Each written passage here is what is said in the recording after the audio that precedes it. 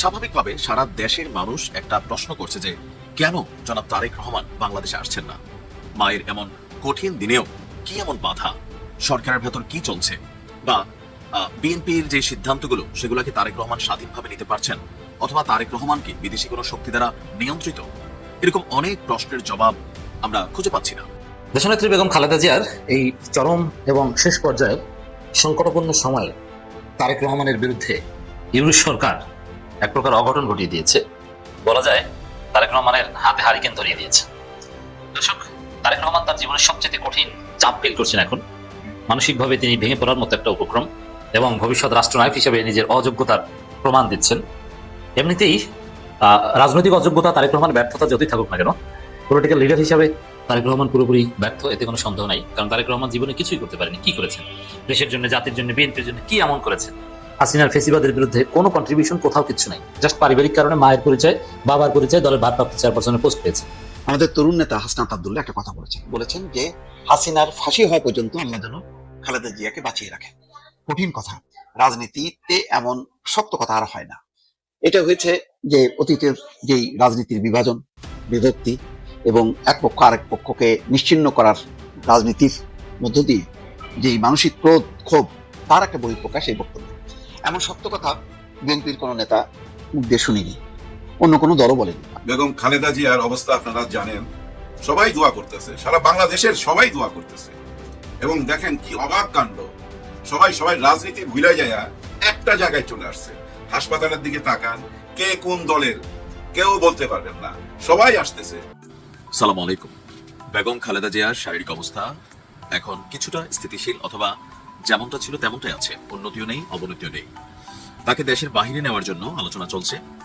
কেউ কেউ বলছেন যে ওনাকে লন্ডনে নেওয়ার প্রস্তুতি চলছে, কারণ লন্ডনে জনাব তারেক রহমান থাকেন। আর দলের পক্ষ থেকে আবার বলা হচ্ছে যে ডাক্তারদের একাংশ বলছেন ওনাকে বিদেশে নিয়ে চিকিৎসা করার মতন শারীরিক যে অবস্থা সেটা নেই। তো স্বাভাবিকভাবে সারা দেশের মানুষ একটা প্রশ্ন করছে যে কেন জনাব তারেক রহমান বাংলাদেশে আসছেন না। মায়ের এমন কঠিন দিনেও কি এমন বাধা, সরকারের ভেতর কি চলছে, বা বিএনপির যে সিদ্ধান্তগুলো সেগুলো কি তারেক রহমান স্বাধীনভাবে নিতে পারছেন, অথবা তারেক রহমান কি বিদেশি কোনো শক্তি দ্বারা নিয়ন্ত্রিত? এরকম অনেক প্রশ্নের জবাব আমরা খুঁজে পাচ্ছি না। তবে এরকম প্রশ্নগুলোর একটা উত্তর দিয়েছেন জনাব তারেক রহমান, জানিয়েছেন তিনি আসলে কেন দেশে আসতে পারছেন না। তবে উনি যে স্টেটাসটা দিয়েছেন সেখান থেকে কিন্তু আরো অনেকগুলা জিনিস আবার সামনে চলে আসছে যে আসলে ঘটনার পিছনের ঘটনা কি, উনি কি বোঝাতে চাইছেন, কারা সেই শক্তি যারা মায়ের এমন কঠিন সমস্যার মধ্যে সন্তানকে দূরে রাখার জন্য পরিকল্পনা করেছে বা দিচ্ছে না।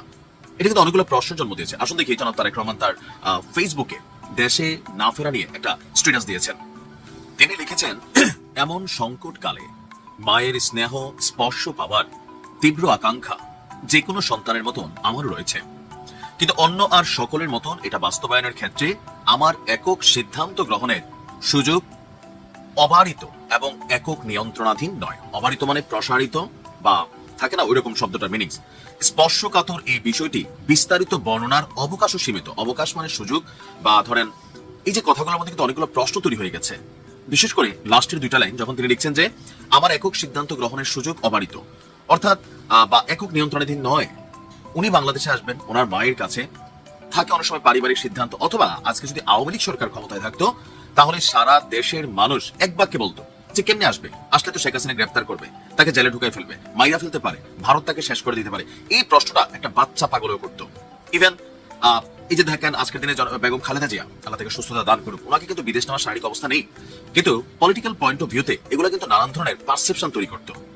এখন উনি যখন বলছেন যে উনি দেশে ফেরার সিদ্ধান্তটা ওনার একক সিদ্ধান্ত না, এখানেই প্রশ্ন তৈরি হয়েছে যে রাষ্ট্রের ভেতর কি ডক্টর ইউনূস সরকার অথবা জামাত, এখানে পলিটিক্যালি জামাতকে অনেকে দোষী করার চেষ্টা করছেন বিভিন্ন ভাবে, যে জামাত নিয়ন্ত্রিত ইউনূস সরকার, অথবা জনাব তারেক রহমান দেশে আসলে জামাত কোন রকম একটা বট বাহিনী অভিযান চালাতে পারে, মানে সামহাউ অনেক পারসেপশন। কিন্তু আমার ব্যক্তিগত জায়গা থেকে এটা মনে হয় না। জনাব তারেক রহমান এই মুহূর্তে বাংলাদেশের সর্বোচ্চ আকাঙ্ক্ষিত পুরুষ, সর্বোচ্চ প্রটোকল পাওয়া পুরুষ। আমাকে ডক্টর ইউনূস চেয়ারে বসে আছেন, ঠিক আছে, তারেক রহমান পা দেওয়া মাত্র পুরো বাংলাদেশের অলিখিত রাজা জনাব তারেক রহমান। আইন শৃঙ্খলা বাহিনী থেকে শুরু করে ধরেন ওনাকে যদি গ্রেপ্তার করে, কথার কথা জেল ভাঙা ফেলবে ভাই মানুষকে। আপনার বুঝতে হবে সিচুয়েশনটা এরকম যে জনাব তারেক রহমানকে কেউ গ্রেপ্তার করে নিয়ে যাবে, এটা প্রশ্নই আসে না। মানে এই দুঃসাহস ডক্টর ইউনূস সরকার বা এখন আমাদের কোনো বাহিনীর নাই। তারপরে আসলে মাথাটাকে, এটা কি দলীয় কোনো সিদ্ধান্ত? মা ছেলের মধ্যে কেন দল ঢুকবে? এরপর তিনি দেখেন এই যে আমরা যে আলোচনা করতেছি এগুলো সঠিক হইতে পারে, ভুল হইতে পারে, তিনি মন খুলে বলতেও পারতেছেন না। মানে এমন একটা সিচুয়েশনে আছেন, তিনি কি নজরদারিতে আছেন, ওনার ফোন ট্র্যাপিং হচ্ছে, কিছু তো একটা ঘটছে, নয়তো কোথাও না কোথাও মায়ের এমন দিনে সন্তান আসার পেছনে আপনার বুঝতে হবে যে কত বড় একটা শক্তি এখানে কাজ করতেছে। কিন্তু কারা ওই শক্তি? আজকে দেখেন আওয়ামী লীগ তাদের মতন করে বলতেছে, যদি আজকে আওয়ামী লীগ থাকতো এই সিচুয়েশনে সারা বাংলাদেশের মানুষ শেখ হাসিনা গালাগালি করতো, তারেক রহমান বলতো যে আমি মার কাছে যাইতে চাই, পারতেছি না, বলতো যে বেগম খালেদা জিয়াকে বিদেশে নিতে দিচ্ছে না, এরকম একটা পারসেপশন তৈরি হতো আওয়ামী লীগের বক্তব্য। আবার জামাতের বক্তব্য দেখেন যে নানান ভাবে কিন্তু যে আমাদের উপর দোষ টেকনিক্যালি দেওয়া হচ্ছে বা বিভিন্ন ভাবে কে বলছেন যে জনাব তারেক রহমান ইচ্ছা করে আসতেছেন না। বাট এটা যারা বলছেন, ভাই দিন শেষে যত কিছুই হোক মা তো মাই, আর উনি একমাত্র সন্তান। আমি বিশ্বাস করি যে তিনি আসার জন্য সর্বোচ্চ ইচ্ছা আছে, কিন্তু আসলে কোন অপারগতা, মানে কোন সেই বাধা, এটা জাতির কাছে পরিষ্কার হওয়া দরকার যে সরকার তলে তলে কোন রকম এখানে চাল চালছেন কিনা। কিন্তু আমরা তো সরকারকে দেখি মোটামুটি বিএনপির অনেক কিছুতে সরকারের পজিটিভ অবস্থান। আমাকে আজকেও ভিপি সাদিক কায়েম বলছিল বাংলাদেশে দিল্লি নয় আর লন্ডনে বসে প্রেসক্রিপশন দিয়া এই দেশ চালানো যাবে না, সরকারকে উদ্দেশ্য করে বলছেন। তার মানে সরকারের সাথে বিএনপির ভালো সম্পর্ক সবাই মনে করছে, এনসিপি মনে করছে।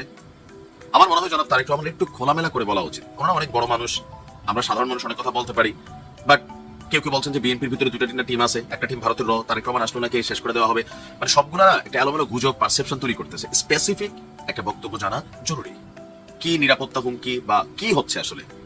কারণ বেগম খালেদা জিয়ার জন্য খারাপ লাগে এটা যে এই মুহূর্তে এসে সন্তানের হাতটা ধরার জন্য ওনাকে সুযোগ করে। দেশনেত্রী বেগম খালেদা জিয়ার এই চরম এবং শেষ পর্যায়ের সংকটাপন্ন সময়ে তারেক রহমানের বিরুদ্ধে ইউরোপ সরকার এক প্রকার অঘটন ঘটিয়ে দিয়েছে। বলা যায় তারেক রহমানের হাতে হারিকেন ধরিয়ে দিয়েছে। দর্শক, তারেক রহমান তার জীবনের সবচেয়ে কঠিন চাপ ফিল করছেন এখন। মানসিকভাবে তিনি ভেঙে পড়ার মতো একটা উপক্রম এবং ভবিষ্যৎ রাষ্ট্রনায়ক হিসেবে নিজের অযোগ্যতার প্রমাণ দিচ্ছেন। এমনিতেই রাজনৈতিক অযোগ্যতা, তারেক রহমান ব্যর্থতা যতই থাকুক না কেন, পলিটিক্যাল লিডার হিসাবে তারেক রহমান পুরোপুরি ব্যর্থ, এতে কোনো সন্দেহ নাই। কারণ তারেক রহমান জীবনে কিছুই করতে পারেনি। কি করেছেন? দেশের জন্য, জাতির জন্য, বিএনপির জন্য কি এমন করেছেন? হাসিনার ফেসিবাদের বিরুদ্ধে কোনো কন্ট্রিবিউশন কোথাও কিছু নাই। জাস্ট পারিবারিক কারণে মায়ের পরিচয়, বাবার পরিচয়, দলের ভারপ্রাপ্ত চেয়ারপারসনের পোস্ট পেয়েছে। এছাড়া তারেক রহমান স্পেশালি নেতৃত্ব নিয়ে অনেকে বলেন যে না আর কিছু না পারুক, বিএনপিকে তো সংগঠিত রেখেছে। না, বিএনপিকে সংগঠিত রাখতে পারেনি। কে বলেছে বিএনপিকে সংগঠিত রেখেছে? ধানের শীষের ভোটাররা সব দাঁড়িপাল্লা হয়ে গেছে, এটাকে সংগঠিত রাখা বলে? তো দর্শক, এই পর্যায়ে ব্যর্থতা যাই থাকুক না কেন, একজন সন্তান হিসাবে মায়ের প্রতি আবেগ ডেফিনেটলি আছে, এটা আমরা বিশ্বাস করি। আর তারেক রহমান ভদ্র পরিবারের সন্তান, সজীব ওয়াজেদ জয়ের মতো নেশাখোর না। যে যেমন দেখুন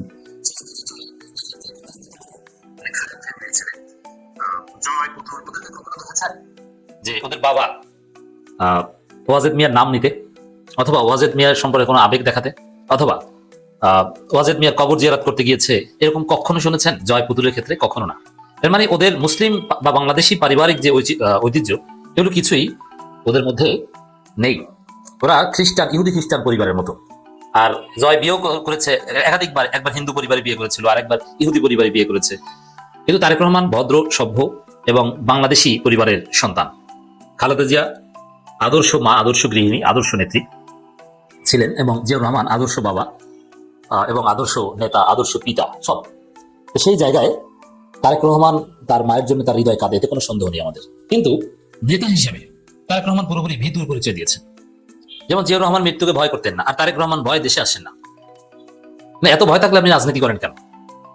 তো দর্শক, তিনি বলছেন যে দেশে আসা তার নিয়ন্ত্রণের, দেশে আসার সিদ্ধান্ত তার একক নিয়ন্ত্রণাধীন নয়, এর মানে এটা অন্য কারো উপর নির্ভর করে। যে নেতা তার মায়ের এই সংকটকালে একক সিদ্ধান্ত নিতে পারেন না, সে জাতির সংকটকালে কোনো সিদ্ধান্ত নিতে পারবেন না, যার প্রমাণ গত 15 বছরে দিয়েছেন। হাসিনা পতনের বিরুদ্ধে গুরুত্বপূর্ণ মোমেন্টামে কোনো সিদ্ধান্তই দিতে পারেননি।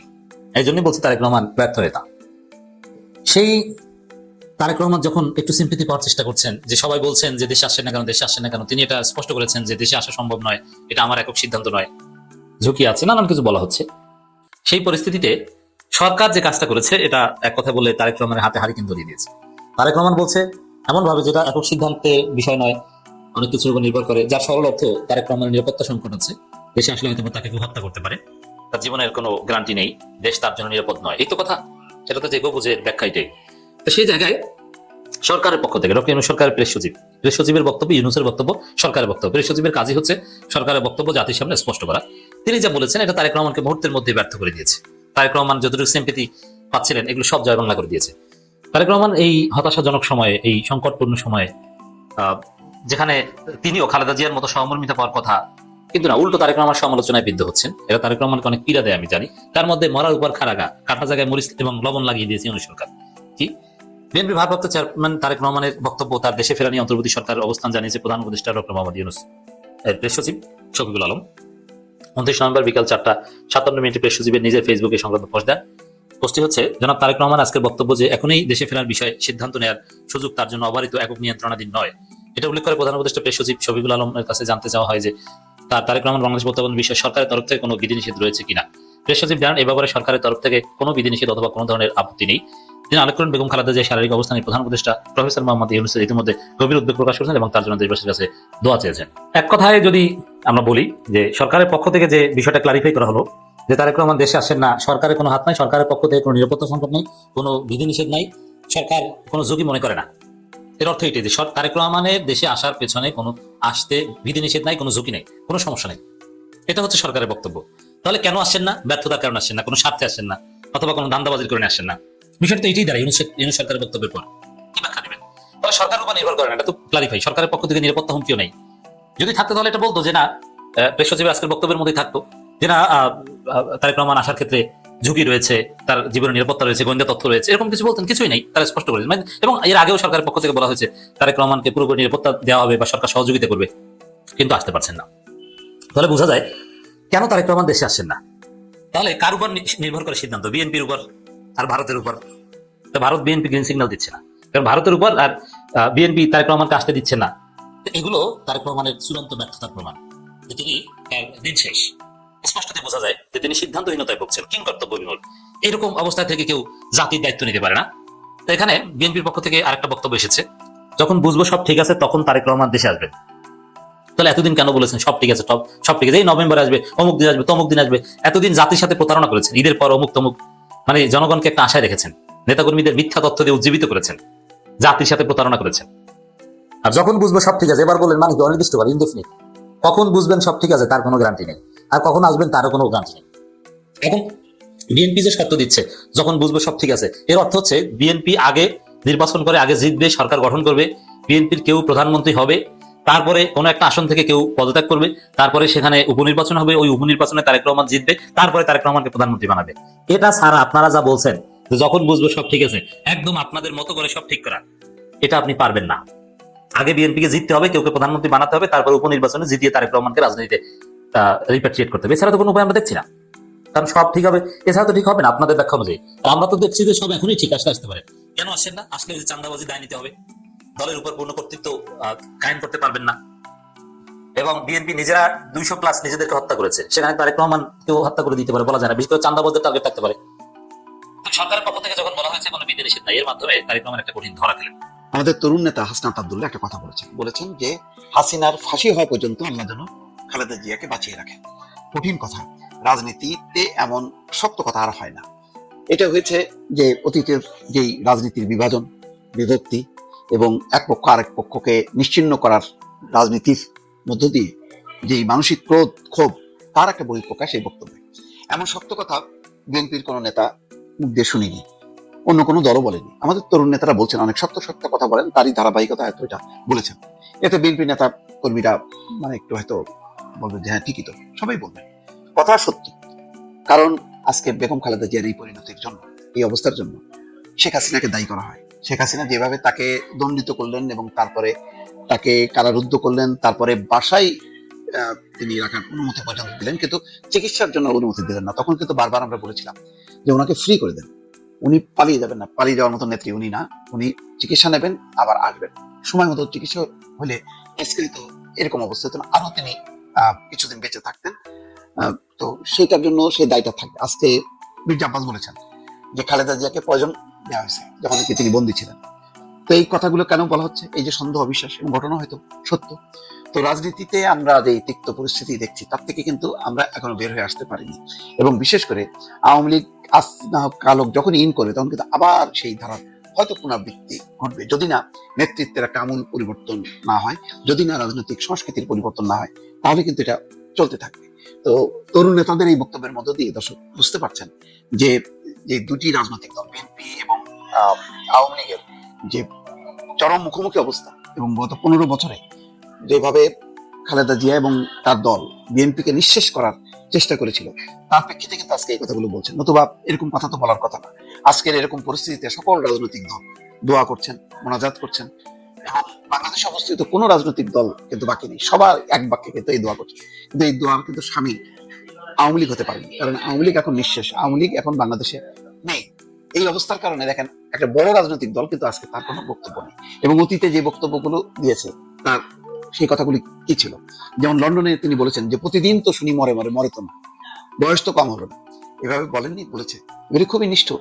ফলে আজকে দেখেন যে খালেদা জিয়া অসুস্থ বটে, কিন্তু এই অবস্থায় কিন্তু শেখ হাসিনা চূড়ান্ত পতন দেখলেন। তিনি ফাঁসি দেখেননি সত্য, ফাঁসি হয়তো কবে হবে জানি না, দিল্লি কখনো হাসিনাকে ফেরত দেবে কিনা সেটাও বলা যাচ্ছে না, হয়তো সেটা তিনি দেখে নাও যেতে পারেন। কিন্তু যে রাজনৈতিক পতন সেটাও কি বড়? ফাঁসির চেয়েও আমি মনে করি যে তিনি নিজের চোখে দেখলেন, যেটা বাংলাদেশের অতীত ইতিহাসে কখনো ঘটেনি, যে একটা রাজনৈতিক দল গণ অভ্যুত্থানে পড়ে গেল। একটা রাজনৈতিক দলের প্রধান গণ অভ্যুত্থানের ভয়ে যান বাঁচাতে তিনি দেশ ছেড়ে পালিয়েছেন, এবং গোনা গোষ্ঠী, শুধু মানে হাসিনা না, মানে পুরো পরিবার শুদ্ধ, গোষ্ঠী শুদ্ধ, বংশ শুদ্ধ, দল শুদ্ধ, তারা আজকে নেই। এটাও কি কম? ফাঁসি দেখার চেয়ে এই যে পতন, এটাও কম কি?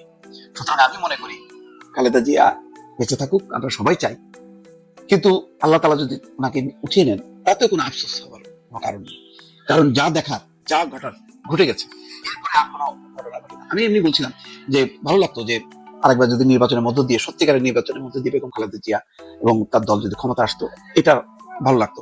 কিন্তু হাসনাত আব্দুল্লাহ খুব কঠিন কথা বলে গেল যে মানে হাসিনার ফাঁসি পর্যন্ত যেন উনি বেঁচে থাকেন। কিন্তু আমি মনে করি যে ফাঁসি চেয়ে বড় কিছু বেগম খালেদা জিয়া ইতিমধ্যে দেখে গেছেন, এর চেয়ে বড় কিছু হয় না। এটা শেখ হাসিনা কোনোদিন দেখে দিতে পারবেন না, কারণ খালেদা জিয়া এবং বিএনপির পতন অন্তত শেখ হাসিনার জীবদ্দশায় ঘটবে না। এমনি যদি তার পরাজয় ঘটে সেটা ভোটের মাধ্যমে, কারণ বিএনপি কখনো ওইভাবে ফ্যাসিজম প্রতিষ্ঠা করে মানে ক্ষমতায় থাকবে এটা বিএনপি কেন কেউ চিন্তা করে না। ফলে ওই চিন্তাটা বাদ, বরং আমি মনে করি যে ফাঁসির চেয়ে বড় ধরনের একটা পতন ঝাড়ি বংশে কিন্তু দেখে গেলেন খালেদা জিয়া। এখানে তো হাসিনার শুধু ফাঁসি, আর এখানে একটা রাজনৈতিক দলের ফাঁসি, ব্যক্তির ফাঁসি, ফ্যাসিস্টের ফাঁসি। বেগম খালেদা জিয়ার অবস্থা আপনারা জানেন, সবাই দোয়া করতেছে, সারা বাংলাদেশের সবাই দোয়া করতেছে। এবং দেখেন কি অবাক কাণ্ড, সবাই সবাই রাজনীতি ভুলে যায় একটা জায়গায় চলে আসছে। হাসপাতালের দিকে তাকান, কে কোন দলের কেউ বলতে পারবেন না, সবাই আসতেছে। সকালে দেখলাম হাসনাত আব্দুল্লাহ, নাসিরউদ্দিন পাটোয়ারি, আবার যারা তাসমিন যারা, ওনারাও যাচ্ছেন ভিতরে। ভিতরে যা দেখতে দেবে না, ওই দূর থেকে দেখতে পাবে, একটা গ্লাসের বাইরে থেকে দেখতে পাবে। এই ধরনের রুগীর কাছাকাছি ডাক্তার অ্যালাউ করবে না। আমি এর আগে একটা ভিডিওতে বলছিলাম, ওই যে সামরিক একটা অনুষ্ঠান হলো না ক্যান্টনমেন্টে, ওইখানে যাওয়াটা ঠিক হয় নাই, কারণ এক্সট্রা একটা চাপ পড়ছে। এই ধরনের রুগীকে না রাখতে হয় একদম দুশ্চিন্তা মুক্ত, সবসময় পজিটিভ চিন্তায় রাখতে হয়। কিন্তু কি করে আপনি পজিটিভ চিন্তায় রাখবেন? 3টা আসনে উনি দাঁড়াইছে, তাই না? চিন্তা তো চলেই আসে। 3বারের প্রধানমন্ত্রী, দেশ নিয়ে তো ভাবনা চলেই আসে। দলের দায়িত্বে কিন্তু বেগম খালেদা জিয়া, আর ভারপ্রাপ্ত চেয়ারম্যান তারেক রহমান। দেখেন কত বড় দায়িত্ব, এর মধ্যে আবার 3টা আসনে দাঁড়ানো। এইসব চিন্তা ওনার মাথায় দিয়ে দেওয়াতে হয়েছে কি জানেন, এটা নিতে পারে নাই। পজিটিভ চিন্তা সবসময় করা যায় না তো ভাই, নেগেটিভ চিন্তা চলে আসে না। আয় আমার এত বড় ইজ্জত, আমি যখনই যেখান থেকে দাঁড়াইছি কোনোদিনই আমি ফেল করি নাই। আমি যে এখন দাঁড়াইলাম 3টা জায়গা থেকে, একটা জায়গায় যদি ফেল করি আমার সম্মান হানি হবে, এরকম একটা দুশ্চিন্তা আসে না? এই চিন্তাগুলা, এই চিন্তার ভারগুলা ওনার মাথায় দেওয়া একদমই ঠিক হয় নাই। এই ধরনের রোগীকে রাখতে হয় ভাই একদম চিন্তা মুক্ত। আমি এই রাস্তা দিয়ে গেছি তো ভাই, আমি জানি এখন খালেদা জিয়ার যে প্রবলেম গুলা, সেম প্রবলেম গুলা আমার ওয়াইফের হয়েছিল। হার্টের প্রবলেম, ফুসফুসের প্রবলেম, লিভারের প্রবলেম, প্রেশার। লাস্টের দিকে ভাই মৃত্যুর 3-4 দিন আগে এমন একটা অবস্থা হয়েছিল, আপনারা তো জানেন যাদের কিডনি প্রবলেম থাকে তাদের ভিতরের পানিগুলা, মানে শরীরের ভিতরের যে পানি, ওই পানিগুলা যদি ঠিক মতো বের হইতে না পারে ওই পানিটা দূষিত হয়ে যায়। আর তখন কি হয় জানেন, এই যে লোমকূপ গুলা আছে না, এই লোমকূপ দিয়া এই পানিগুলা বের হইতে থাকে। এই পানিগুলা বের হইতে থাকে, তখন ওই টিস্যু পেপার দিয়ে এভাবে চেপে চেপে ওই পানি মুছতে হয়। আমি এখন যে ঘরটায় বসে আছি, এই ঘরটার মধ্যে একটা হাসপাতালের বেড ছিল। এই যে পর্দাটা দেখতেছেন না, এটা 20 বছর বয়স হয়ে গেছে, ওই রোজির আমলের, যার জন্য বদলাই না। যাই হোক, এই মুহূর্তে বেগম খালেদা জিয়ার অবস্থা ফিল করতেছি, বেশি ফিল করতেছি কেন জানেন, আমার ওয়াইফের সাথে একটা সুসম্পর্ক ছিল। আমার ওয়াইফ জিসাসের সভাপতি ছিল, মানে বিএনপি করতো। যার ফলে এই যে বেগম খালেদা জিয়ার ছবিগুলো যখনই ফেসবুকে দেখি না, তখনই বুকের এই জায়গাটায় লাগে। আমি বুঝতে পারতেছি উনার এই কষ্টটা, আর উনার এই সময় উনার সন্তানকে দরকার ছিল, কিন্তু যার মা তারই তো চিন্তা, তাই না? উনি তো ভালো বুঝবেন কেন আসতেছেন না, উনি কেন আসতেছেন না এর একটা ব্যাখ্যা দিছে। এই ব্যাখ্যা নিয়ে দেখলাম একটু আগে মির্জা ফখরুল সাহেবকে সাংবাদিকরা জিজ্ঞেস করতেছিল যে উনি যে ব্যাখ্যাটা দিল এই ব্যাখ্যার অর্থ কি। মির্জা ফখরুল সাহেব একটু মেজাজ হারাইছে, উনি বলতে চাচ্ছে উনার স্ট্যাটাসের মধ্যে, মানে তারেক রহমানের স্ট্যাটাসের মধ্যে তো ব্যাখ্যা দেওয়াই আছে উনি কেন আসবে না। কেন আসবে না কি বলছো এখানে? তারেক রহমান সাহেবের স্ট্যাটাস পড়া যেটুক বোঝা গেছে যে উনার মন পড়া আছে মায়ের কাছে, কিন্তু দেহটা পড়া রয়েছে লন্ডনে। উনি ওই মন নিয়ে মার কাছে আছে, দেহ নিয়ে আসতে পারতেছে না, কারণ এই দেহটা নিরাপত্তা নাই। উনি একাই উনাকে নিয়ে ভাবে না, উনাকে নিয়ে যারা ভাবে, হ্যাঁ ওনার একটা নিশ্চয়ই ইউনিট আছে ভাই, হ্যাঁ ওনার নিরাপত্তার জন্য নিশ্চয়ই কেউ না কেউ তো আছে যাদের কথা উনি ইঙ্গিত করছে যে ওনারা উনাকে গ্রিন সিগন্যাল দেয় নাই। এইটুকুই বুঝছি আমি। এর আগে কিন্তু একবার উনি বলছিলেন, একবার না ভাই অনেকবার বলছে, অদৃশ্য একটা শক্তি আছে এই দেশে, সেই অদৃশ্য শক্তির ভয়ে কিন্তু উনি আসতেছে না, এইটাই বুঝাইছে।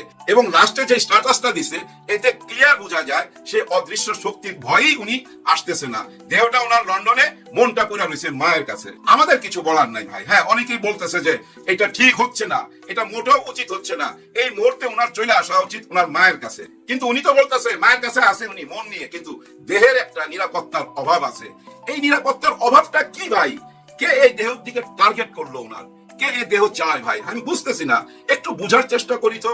কারণ কি জানেন, ওনার এই স্ট্যাটাসে বোঝা গেল যেটা উনি খুব তাড়াতাড়ি আসবে না, কারণ মায়ের এই অবস্থায় যখন উনাকে গ্রিন সিগন্যাল দিচ্ছে না, উনার নিরাপত্তায় যারা আছে, মানে উনার ওই দেহটার নিরাপত্তায় যারা আছে তারা গ্রিন সিগন্যাল দেয় না, আমি যেটুকু বুঝছি উনার স্ট্যাটাস থেকে। কিন্তু তফসিল ঘোষণার পর পরই কি ওই গ্রিন সিগন্যাল দিবে ওনার নিরাপত্তায় যারা আছে, যারা ওনাকে নিয়ে চিন্তা ভাবনা করে? উনি তো একা না ভাই, ওনাকে নিয়ে অনেকে চিন্তা ভাবনা করে, সবাইকে নিয়েই একজন তারেক রহমান, এটাই তো বুঝাইছে ওনার স্ট্যাটাসে। কিন্তু তফসিল ঘোষণার পর পরে কি গ্রিন সিগন্যাল আসবে? না, নিশ্চয়ই আসবে না। এটা আপনারা লেখা রাখেন। তার মানে কি নির্বাচন শুরু হয়ে যাওয়ার পর কি দিবে? না, তাও দিবে না। এটাও লেখা রাখতে পারেন, কারণ মা মৃত্যু সজ্জায় এখানেই গ্রিন সিগন্যাল দেয় না, আর ওই নির্বাচনের জন্য গ্রিন সিগন্যাল দিবে, এটা কি আপনারা বিশ্বাস করেন? আমি অন্তত বিশ্বাস করতে চাই না। কিন্তু কথা হচ্ছে কে তারা, কোন অদৃশ্য শক্তি ওনাকে থামায় রাখছে, হুমকি দিয়ে রাখছে? তারা অনেকে ভাবতে পারেন রব উদয় ওনাকে হুমকি দিচ্ছে। হ্যাঁ রব উদয় বলছে তুই আইলে মাইরা ভালামু, এরকম কিছু না ভাই। রতে ইচ্ছা করলে লন্ডনই আক্রমণ করতে পারে, কারণ এর আগে কানাডায় দেখেন নাই রর এজেন্টরা ওই যে ভারতের শিখদের একজন নেতাকে কানাডাতে হত্যা করছে, এই খবর পান নাই? তার মানে এরকম কিছু না, এই অদৃশ্য শক্তি আমাদের দেশে। তাহলে কি উনি এইটা বুঝাইলেন যে বর্তমান সরকারের সাথে তো আমরা শুনছি যে জামাত ইসলাম এবং 8টা দল, ছাত্র শিবির ওনারা জড়িত, তার মানে কি জামাত শিবির এবং সরকার তাদের প্রতি এই ভয়, তারা কি ভয় দেখাচ্ছে? না, এরকম কিছু না। সরকার থেকে তো আজকেও বলছে ওনার আশাতে কোনো বাধাই নাই, এবং আমাদের স্বরাষ্ট্র উপদেষ্টা একবার না ভাই কয়েকবার বলছে ওনার কোনো মামলা নাই, উনি যে কোনো সময় আসতে পারে। তার মানে উনি আসতেছে না কেন?